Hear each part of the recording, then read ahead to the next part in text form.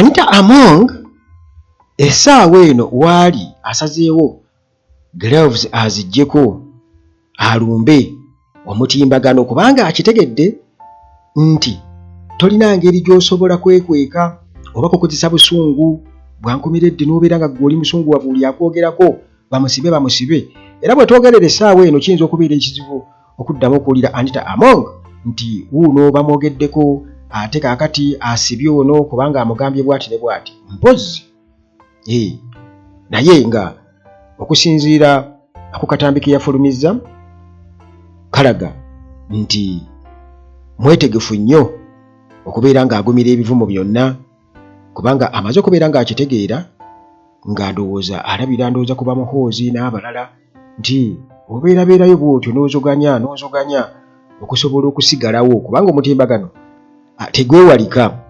Yasooka n'agwewala n'agamba nti nze okwewala pressure y'ensonga lwaki sibeera ku social media.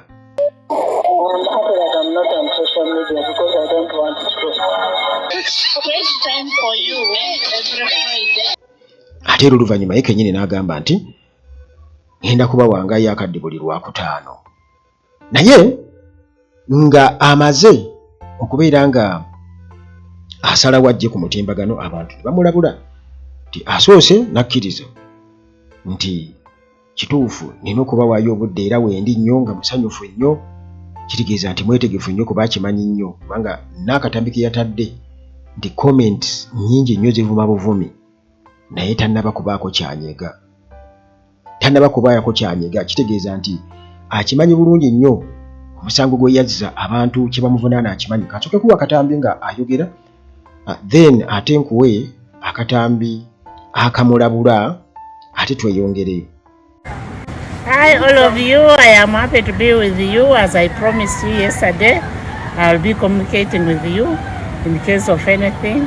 I love you all and you're one of our good supporters and we'll continue supporting you too. And thank you for the support. Thank you for loving Anita. Thank you for being there for her. Bye. Speaker Anita Among. Nyongero kujukiza. You are most welcome ku TikTok. But you are a speaker, not on TikTok. Wano tewali parliament. Mama nyabo. Speaker Anita Among nkudiramu. You are most welcome on TikTok. Mwena muwandike tu welcome. Mwena mugambe tu welcome. Na ye uliriza. Rule number 1. Wano ku TikTok tewali munene. Hey. Speaker Anita Among, you are most welcome. Na ye rule number 1. Wano tewali munene. Rule number 2. Tetunyiga. Rule number 3. Bonsanga nga ku live speaker tappingira o screen. Kuba wanate nange ndi mulala. Sikwe namba satu wa bonsanga nga balista ku live. Speaker tappingira o screen. Sharingira o live. The moment we tutegereya tuli mu kutappinga screen, tujja ku blocking Anita Among otusobwe. We will block you. Speaker Anita Among. Rule number 3 ogitegedde bulungi. When you find me live, tappingira o screen. Oshe bwe kali kutanda n'okola live, kadama jasindika request akubulire byayagala ate waddembo kusanga ng'onyumya bya mu kisenge. Kadama n'akubuuza Arsenal ne Man U gwawedde gutya. Kadama talina bibuuzo byabuuza by'amagezi naye memba muwe ekitiibwa kye. Amateeka ogawulira mukwano gwange.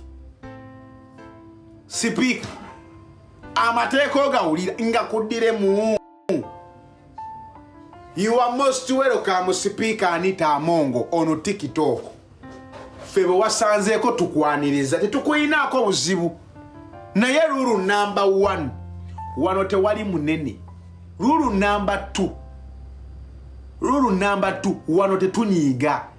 Rule number 3. Bwosanga nga balista timo nga ali ku live. Nze nakola n'oluyimba ali netwalira embwa zanvuma nentegeera ebyokwemuula sibisobola. ne banvuma buli kivumu ennyinde ekulinga essepiki omutwe okulinga bofolo ne babinvuma byonna ne mbyesonyiwa kati sikyemuula kati Anita Amongo bw'okola video ku TikTok tojjaako komenti girekeeko tukubuulire bye twagala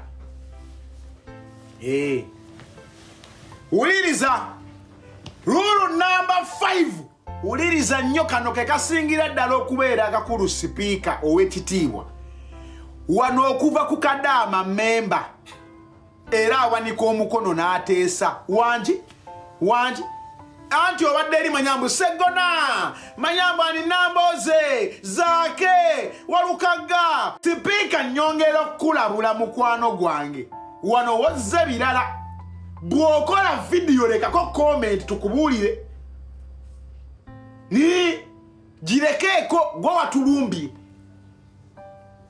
ye gwe yatulumbye Honorable Nsere kaita naba kujja ku TikTok nga teri amuliko nnyo bwe yajja wano abaana bamukuba tewayise yadde akabanga abaana ne batandika okubeera nga bakola challenges naye mu zonna eno ono yagezezzaako n'ofuna akagoye nga speaker kaalina ke yakoleddemu video bw'ati na I'm happy to be with you as I promised you yesterday. I'll be communicating with you in case of anything. I love you all. Mazima. You're one of our good supporters and we'll continue supporting you. Thank you for the support. Thank you for loving us. ng'amaze okulabulwa nti eno jazze azze mu mazina ga nkima kitegeeza nti alina okugumira byonna sofa ndowooza era naye agumye agamba kabwa kabbi kagumya mugongo kangume ne wankubadde mwogera naye sente nze nakola ki nazitwala kakati ensonga eno nze njirabamu ebintu bingi ekisooka okuditamininga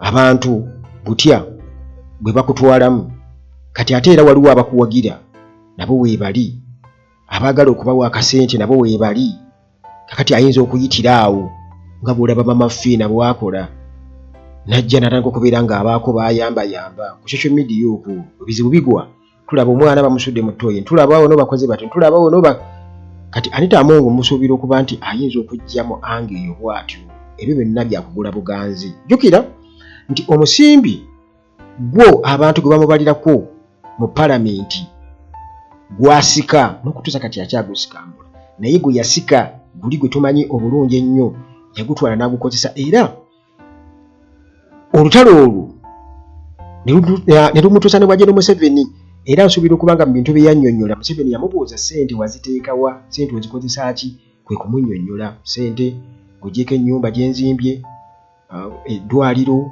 alina eddwaliro lye yazimba kati n'ekisaawe essomero newankubadde nga abantu beeyo bwe batunuulira referral hospital y'e Bukedea bwefaanana nti omuntu ajja okwebuuza nti lwaki ate Anita Amongo alina kuzimba ddwaliro n'alimu okulongoosa liri nedda muganda wange tasobola kukolera gavumenti kubanga ne gavumenti nabo gye balimu tebagikolerangako ekyo mukimanyi bulungi nnyo bakola byabwe bibatunda mu bantu naye gwe ekintu oba katugeze eddwaliro ng'eryo gwe omunaku wona ogenda okufuna eddagala ku bwereere eryo tebajja kudizimba naye Museveni ng'amaze okukitegeera bulungi nnyo nti Anita Amongo alina byakoze era eri ye yeetunze ng'omuntu yeetunda ng'omuntu kwegamba asobole okubeera nga buli kyayogera tebaddamu kubanga gwe ali eno ampuliriza oyinza okuba nga gw'olowooza nti mmwe nga mulaba ebintu wano e Kampala nti Anita Amongo abbye ssente z'omusolo mu palamenti bakoze batya azimbye ennyumba agali kwoleka mulowooza nti n'abantu beeri nabo bakondeminga nga mmwe mukondeminga no bo bali bakirabanga ekitiibwa era bamulaba ng'omuntu waabwe gwe Anita Amongo yazimba ennyumba ogimanyi ennyumba ya sipiika omanyi eddwaliro lyazimbye gwe omanyi ekisaawe ky'omupiira wali omanyi essomero naye ne beerabira nti ebyo ekisooka bya bugagga bye ate nga ssente yazijja kuzzaamu wa musolo okubizimba essente zaali badde zizimba oluguudo ezaali badde zizimba eddwaliro kati nga Bukedya Hospital. Waliwo akatambi wano oli yali akompera ennyumba ya Anita Among ne Bukedya Hospital naye kalimu ebigambo by'okuvuma naye kansoke nkakuwa wano okawulire. Mu butuufu Wambizi Museveni oli sitaani oli mbizi n'abantu olaba Anita Among bw'alaga ennyumba gy'azimbye ewaabwe mu Bukedya naye laba eddwaliro ekkulu mu Bukedya muli mbizi. Kati obwo busungu bw'abantu naye abaawa. Abantu abaawa ab'e Bukedya oba abeene ewalala.